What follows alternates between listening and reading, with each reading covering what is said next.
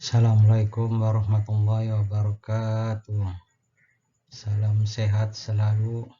Pada pertemuan yang ke-7 ini di pelajaran pendidikan Pancasila dan kewarganegaraan, Pak Guru akan menjelaskan pada kompetensi dasar karakteristik daerah dalam Bingkai Negara Kesatuan Republik Indonesia dengan indikator pencapaian kompetensinya. Yang pertama yaitu menguraikan karakteristik daerah dan peran daerah dalam membangun Negara Kesatuan Republik Indonesia. Serta yang kedua itu menguraikan potensi daerah tempat tinggalnya. Nah, perlu kalian ketahui bahwa daerah ini memiliki peran yang sangat penting dalam kemerdekaan dan pembangunan Negara Kesatuan Republik Indonesia. Nah, kemerdekaan yang diraih Indonesia tidak lepas dari perjuangan daerah. Sejarah telah mencatat giginya perjuangan daerah dalam melawan penjajah. Jadi mungkin kalian bisa mengetahui kalian bisa mengetahui beberapa pahlawan di sini. Pahlawan-pahlawan tersebut itu berasal dari daerah yang berbeda-beda di Indonesia. Mereka itu berkorban jiwa dan raga untuk mengusir penjajah. Di antara pahlawan-pahlawan itu yang melakukan perjuangan di tiap-tiap daerah sendiri. Contohnya perlawanan rakyat Aceh yang dipimpin oleh Cut Nyak-Dien ya. Nah, itu yang gambar nomor 5. Terus selain Cut Nyak-Dien juga ada Tuanku Imam Bonjol, ada Teuku Umar, ada Panglima Polim, ada Cut Mutia, itu yang nomor 7 ya.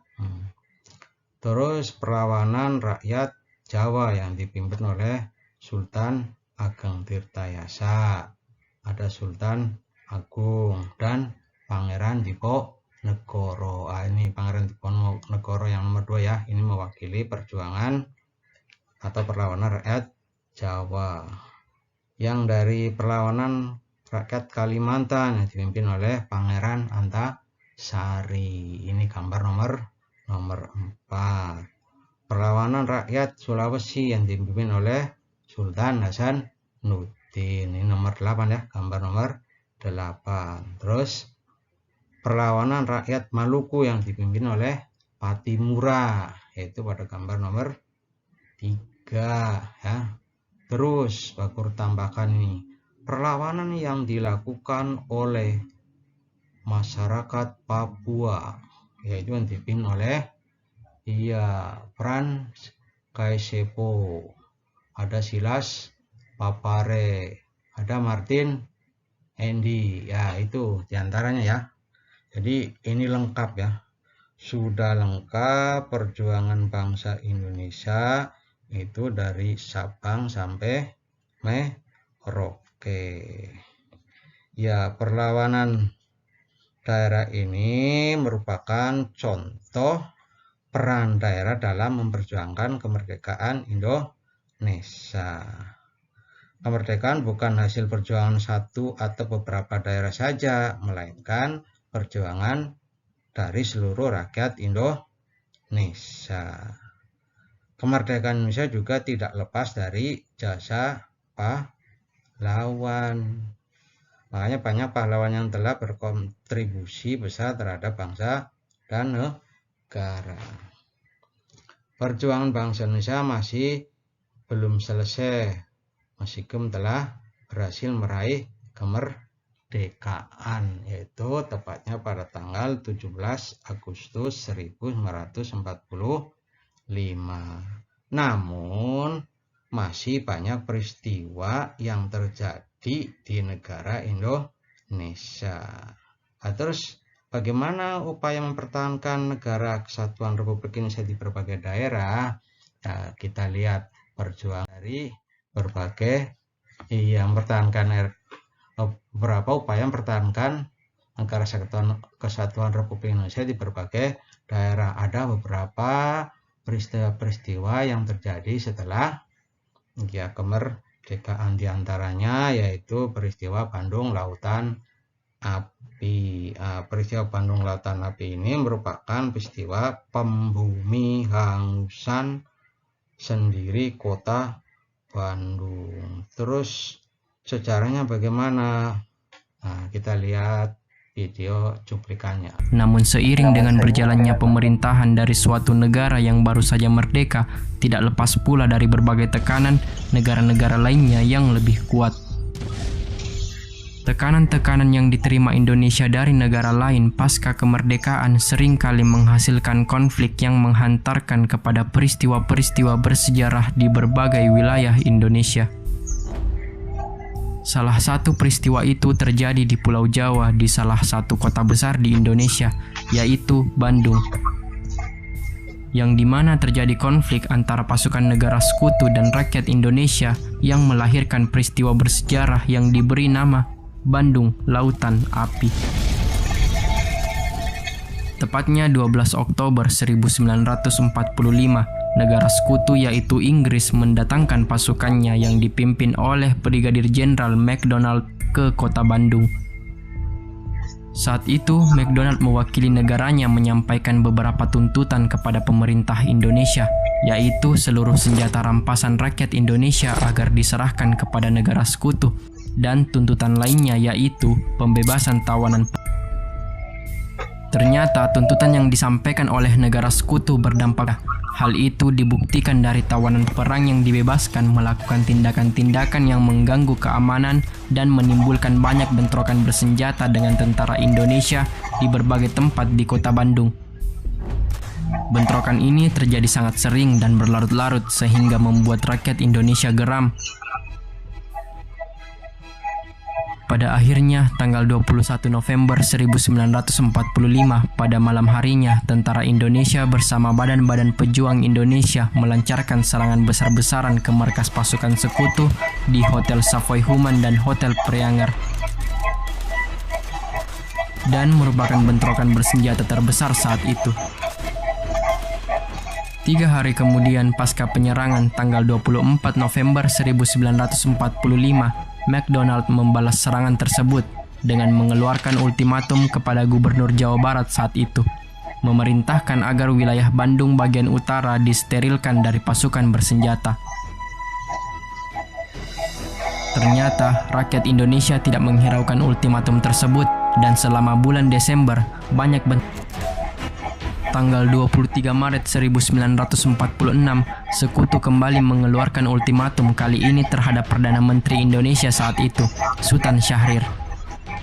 Ia memerintahkan selambat-lambatnya tanggal 24 Maret 1946, tengah malam pukul 00, penduduk dan pasukan bersenjata sudah harus mengosongkan kota Bandung sejauh 10-11 km dari pusat kota Bandung. Mayor Jenderal Nasution yang selama ini mengomandoi tentara Indonesia di kota Bandung menolak ultimatum itu, yang juga didukung oleh Jenderal Sudirman. Namun, Sultan Syahrir mendesak Nasution agar menaati ultimatum itu, agar tidak adanya pertumpahan darah lebih besar lagi. Sultan Syahrir menilai bahwa tentara Indonesia saat itu belum mampu menandingi kekuatan negara sekutu yang dikdaya. Bagaimanapun, Nasution harus menaati perintah Perdana Menteri. Ia lalu secepatnya mengadakan rapat dengan perwira tentara Indonesia dan badan-badan pejuang, serta aparat pemerintah kota Bandung membahas tindakan untuk menanggapi ultimatum tersebut. Pada akhirnya rapat itu menghasilkan satu kesepakatan, agar kota Bandung tidak bisa digunakan untuk kepentingan pasukan sekutu, maka kota Bandung akan dibumihanguskan.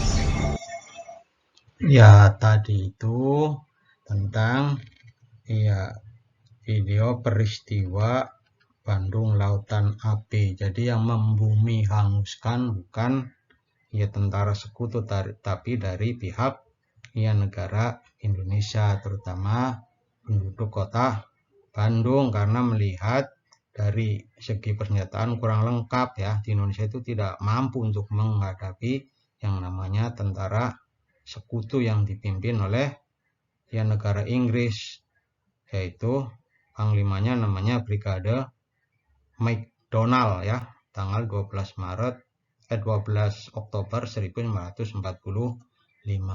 Ya, mari kita lihat di daerah lain ya.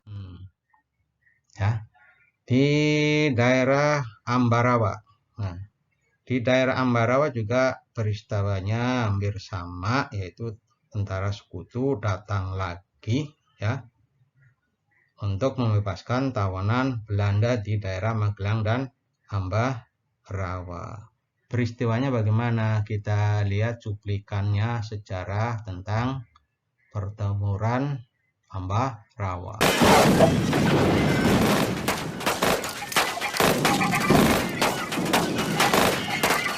Pertempuran Ambarawa atau Palagan Ambarawa merupakan peristiwa pertempuran penting dalam mempertahankan kemerdekaan Indonesia. Pertempuran tersebut terjadi antara pasukan Indonesia melawan pasukan sekutu Inggris dan Belanda dengan kemenangan dari pihak Indonesia. Karena sangat monumental, hari kemenangan tersebut dijadikan sebagai Hari Juang Kartika. Kolonial daerah ini merupakan kota militer bagi Hindia Belanda. Di daerah ini terdapat Benteng William I atau Benteng Pendem. Pada masa pendudukan Jepang, daerah ini dijadikan sebuah kamp interniran yang cukup besar. Otomatis daerah ini akan didatangi oleh pasukan sekutu. Pada tanggal 20 Oktober 1945, pasukan Inggris dari Gurkha India di bawah pimpinan Brigadir Jenderal Bethel mendarat di Semarang dengan maksud mengurus tawanan perang dan tentara Jepang yang berada di Jawa Tengah. Kedatangan Inggris ini ternyata diboncengi oleh Netherlands Indies Civil Administration atau NICA. Kedatangan pasukan Inggris ke Indonesia merupakan akibat dari perjanjian Potsdam Juli 1945. Di antaranya berisi tugas kepada Inggris untuk mengendalikan wilayah di Asia Tenggara, termasuk dalam hal pengambil alihan kekuasaan dari Jepang dan pengurusan tawanan perang. Mulanya, kedatangan tentara sekutu ini disambut baik, bahkan Gubernur Jawa Tengah, Mr. Wongso Negoro, akan menyediakan bahan makanan dan keperluan lain bagi kelancaran tugas tersebut, dan tentara sekutu berjanji tidak akan mengganggu kedaulatan Republik Indonesia. Sekutu kemudian bergerak menuju Ambarawa dan tiba di Magelang pada tanggal 26 Oktober 1945 dengan maksud untuk membebaskan tawanan tentara Belanda di sana. Tapi mereka malah mempersenjatai para tawanan tersebut sehingga memicu kemarahan pihak tentara Indonesia. Insiden bersenjata timbul di kota Magelang hingga terjadi pertempuran. Tentara sekutu bertindak sebagai penguasa yang mencoba melucuti tentara keamanan rakyat dan membuat kekacauan. TKR, pimpinan Letkol M. Sarbini, membalas tindakan tersebut dengan mengepung tentara sekutu dari segala penjuru. Sekutu dapat selamat dari kehancuran setelah Presiden Soekarno datang untuk menghentikan pertempuran tersebut. Kemudian pada tanggal 2 November 1945 diadakan perundingan antara Indonesia yang diwakili Presiden Soekarno dan Amir Syarifuddin dengan tentara sekutu yang diwakili Brigjen Bethel. Isi perundingan tersebut diantaranya pihak sekutu akan tetap di Magelang untuk mengurus para tawanan, jumlah pasukan sekutu dibatasi, dan aktivitas nikah tidak diakui. Pihak sekutu ternyata tidak menepati perjanjian yang disepakati tersebut. Mereka secara diam-diam bergerak menuju ke benteng di Ambarawa. Akibatnya pada tanggal 20 November 1945 meletuslah pertempuran di Ambarawa antara TKR di bawah pimpinan Mayor Sumarto dan pihak sekutu dari Inggris. Pasukan sekutu kemudian dihadang di daerah Desa Jambu oleh pasukan Resimen Kedut Tengah pimpinan Letkol M. Sarbini, pasukan Angkatan Muda dipimpin oleh Oni Sastro-Diharjo, dan pasukan gabungan dari Ambarawa, Suruh, dan Surakarta. Pertempuran pun terjadi. Tentara sekutu kembali dihadang oleh Batalion 1 Surjo Sumpono di Nyipik. Tentara sekutu mencoba menduduki 2 desa di sekitar Ambarawa.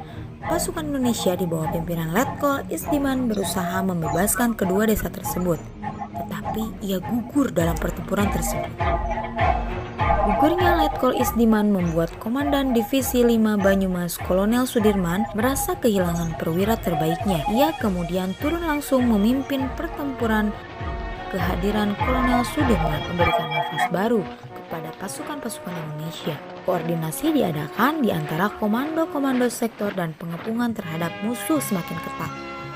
Siasat yang diterapkan adalah serangan pendadakan serentak di semua sektor. Bala bantuan terus mengalir dari Yogyakarta, Solo, Salatiga, Purwokerto, Magelang, Semarang, dan lain-lain. Tanggal 23 November 1945, ketika matahari mulai terbit, mulailah tembak-menembak dengan pasukan sekutu yang bertahan di kompleks gereja dan kerkop Belanda di Jalan Margo Agung. Pasukan Indonesia terdiri dari Yon Imam Aderouni, Yon Soeharto, dan Yon Sugeng. Tentara sekutu mengerahkan tawanan-tawanan Jepang dengan diperkuat tanknya, menyusup ke tempat kedudukan Indonesia dari arah belakang. Karena itu, pasukan Indonesia terdesak dan pindah ke Bedong. Pada tanggal 11 Desember 1945, Kolonel Sudirman mengadakan rapat dengan para komandan sektor TKR, Laskar Rakyat, dan Hizbullah. Pada tanggal 12 Desember 1945 jam 4.30 pagi, serangan mulai dilancarkan. Pertempuran berkobar di Ambarawa. 1,5 jam kemudian, Jalan Raya Semarang-Ambarawa dikuasai oleh kesatuan-kesatuan TKR. Pertempuran Ambarawa berlangsung sengit. Kolonel Sudirman langsung memimpin pasukannya yang menggunakan taktik gelar supit orang atau pengepungan rangkap dari kedua sisi sehingga musuh benar-benar terkurung. Suplai dan komunikasi dengan pasukan induknya diputus sama sekali. Setelah bertempur selama 4 hari, pada tanggal 15 Desember 1945, pertempuran berakhir dan Indonesia berhasil merebut Ambarawa dan pasukan sekutu dibuat mundur ke Semarang dengan menanggung kekalahannya. Kemenangan atas pasukan Inggris yang merupakan pemenang Perang Dunia Kedua ini merupakan kemenangan yang sangat penting walaupun memakan korban dengan jumlah yang banyak. Kemenangan tersebut diabadikan dengan didirikannya Monumen Palagan Ambarawa.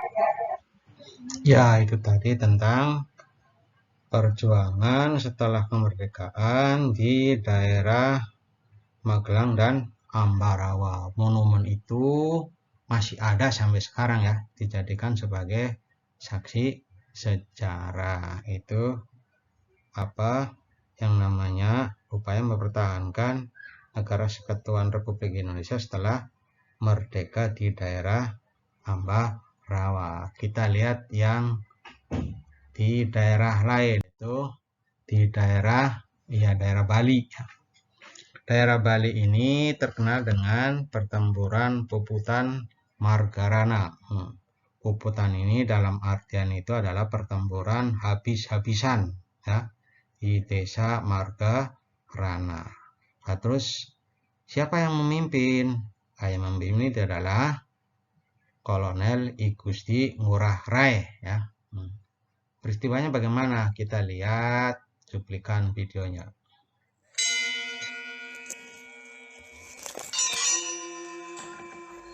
I Gusti Ngurah Rai adalah pahlawan nasional dari daerah Bali. Terkenal dengan gagasan perangnya yakni Puputan Margarana yang berarti perang secara habis-habisan di daerah Margarana, sebuah kecamatan di pelosok Kabupaten Tabanan, Bali. Memiliki darah pejuang dengan tanah kelahiran Badung, Bali pada 30 Januari 1917. Ia merupakan anak camat yang bernama I Gusti Ngurah Palung.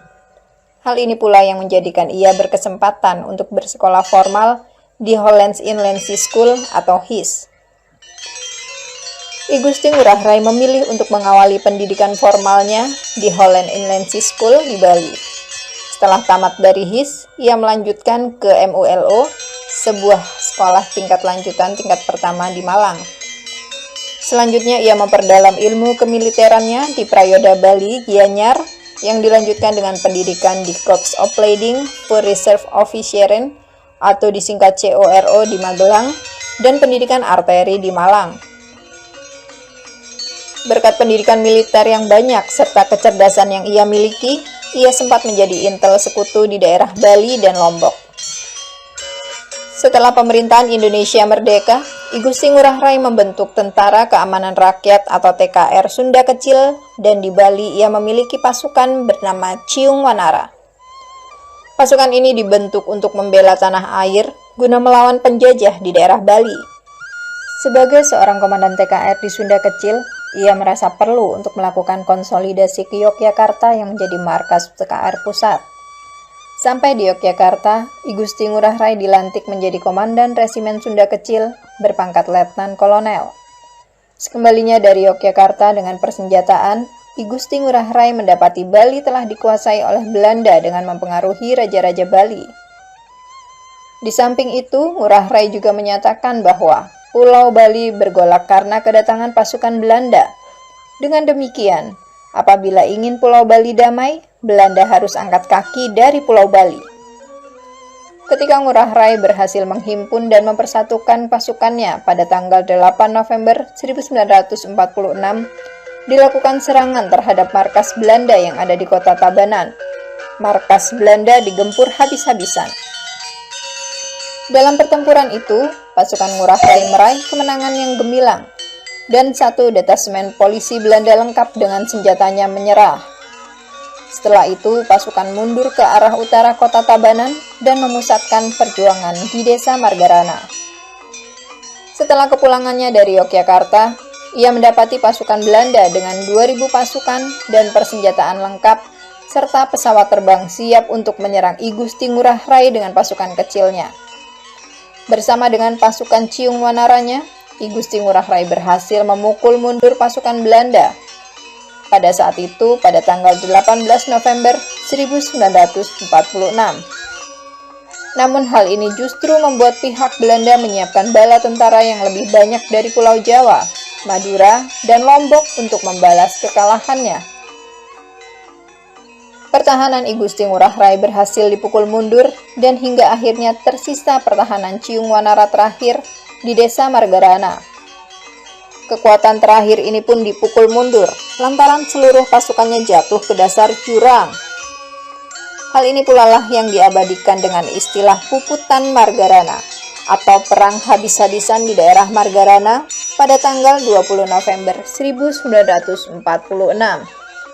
Berkat usaha yang gigih memperjuangkan Bali untuk masuk menjadi kekuasaan Indonesia, sesuai kesepakatan Linggarjati, hanya Sumatera, Jawa, dan Madura yang masuk kekuasaan Indonesia.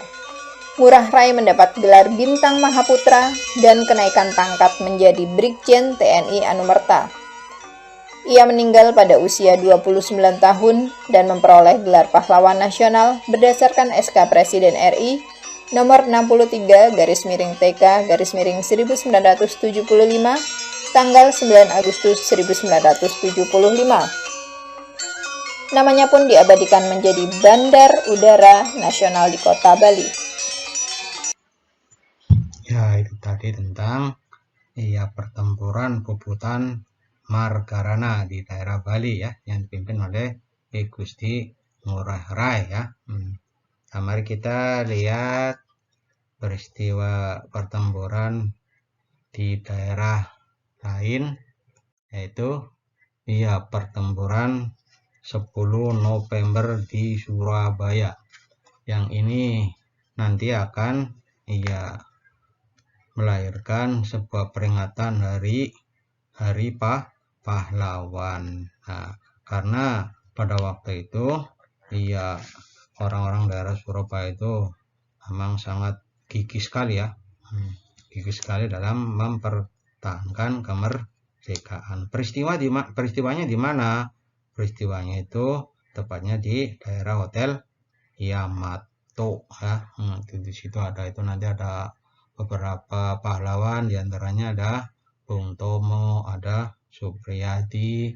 Nah, mari kita lihat peristiwanya kira-kira bagaimana. Kita kan melihat secara tidak mengalami.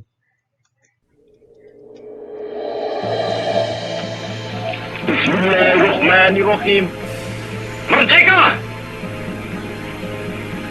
Saudara-saudara, rakyat jelata di seluruh Indonesia, terutama saudara-saudara penduduk kota Surabaya. Kita semuanya telah mengetahui bahwa hari ini tentara Inggris telah menyebarkan pamflet-pamflet yang memberikan suatu ancaman kepada kita semua. Kita diwajibkan untuk dalam waktu yang mereka tentukan menyerahkan senjata-senjata yang telah kita rebut dari tangannya tentara Jepang. Mereka telah minta supaya kita datang pada mereka itu dengan mengangkat tangan. Mereka telah minta supaya kita semua datang pada mereka itu dengan membawa bendera putih, tanda bahwa kita menyerah kepada mereka. Saudara-saudara, di dalam pertempuran-pertempuran yang lampau, kita sekalian telah menunjukkan bahwa rakyat Indonesia di Surabaya, pemuda-pemuda yang berasal dari Maluku, pemuda-pemuda yang berasal dari Sulawesi, pemuda-pemuda yang berasal dari Pulau Bali, pemuda-pemuda yang berasal dari Kalimantan, pemuda-pemuda dari seluruh Sumatera, pemuda Aceh, pemuda Tapanuli, dan seluruh pemuda Indonesia yang ada di Surabaya ini, di dalam pasukan-pasukan mereka masing-masing, dengan pasukan-pasukan rakyat yang dibentuk di kampung-kampung, telah menunjukkan satu pertahanan yang tidak bisa dijebol, telah menunjukkan satu kekuatan sehingga mereka itu terjepit di mana-mana. Hanya karena taktik yang licik daripada mereka itu, saudara-saudara, dengan mendatangkan presiden dan pemimpin-pemimpin lainnya ke Surabaya ini, maka kita tunduk untuk memberhentikan pertempuran. Tetapi pada masa itu mereka telah memperkuat diri, dan setelah kuat, sekarang inilah keadaannya. Saudara-saudara, kita semuanya, kita bangsa Indonesia yang ada di Surabaya ini, akan menerima tantangan tentara Inggris itu.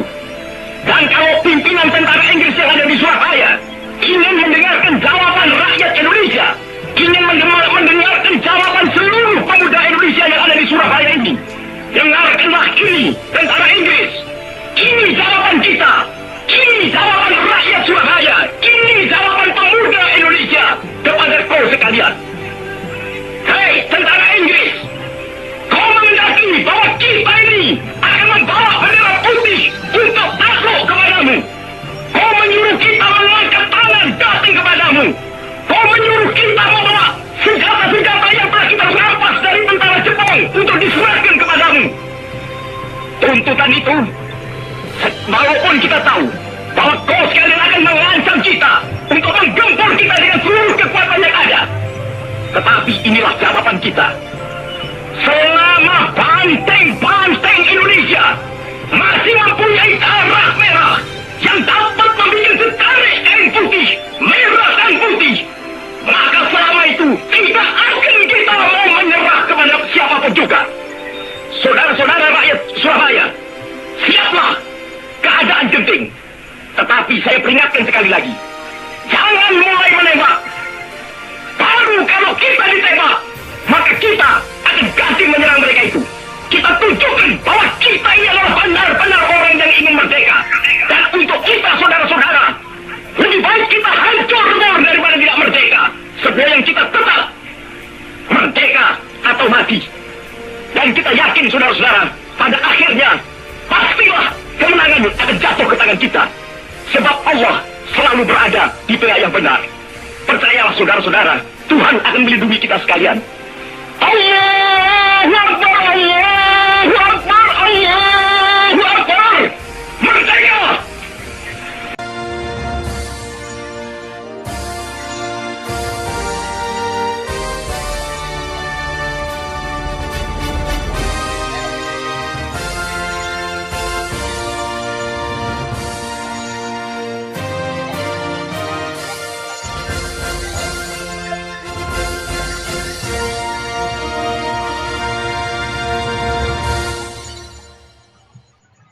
Ya, itu tadi tentang perlawanan atau pertempuran 10 November 1940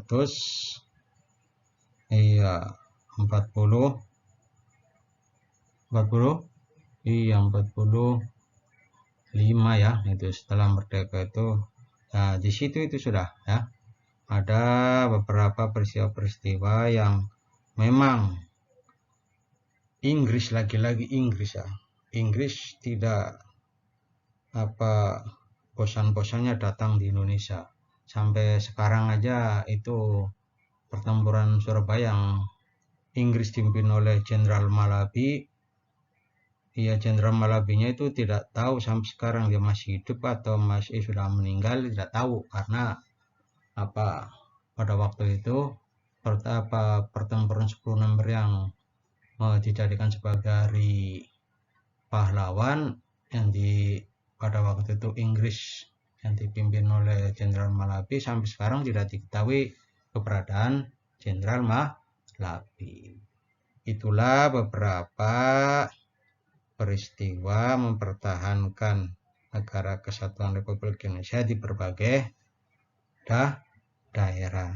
Ya, atas kegigihan para pejuang dan masyarakat di berbagai daerah, negara kesatuan Republik Indonesia berhasil dipertahankan ya. Berhasil dipertahankan. Sebenarnya masih banyak ya. Jadi Pak Guru ambilkan 4 saja ya. Sebenarnya masih ada yang namanya pertempuran Medan area di Medan. Ada peristiwa Merah Putih di Manado dan masih banyak lagi. Nah, nanti bisa kalian cari sendiri di Google ya tentang pertempuran di berbagai daerah. Ya, untuk pertemuan kali ini tentang peran daerah dalam kerangka NKRI saya cukupkan sekian dulu. Nanti berjumpa kembali pada kelanjutan dari tentang peran daerah dalam pembangunan. Nanti pada pertemuan yang ke-8. Sekian dulu. Assalamualaikum warahmatullahi wabarakatuh.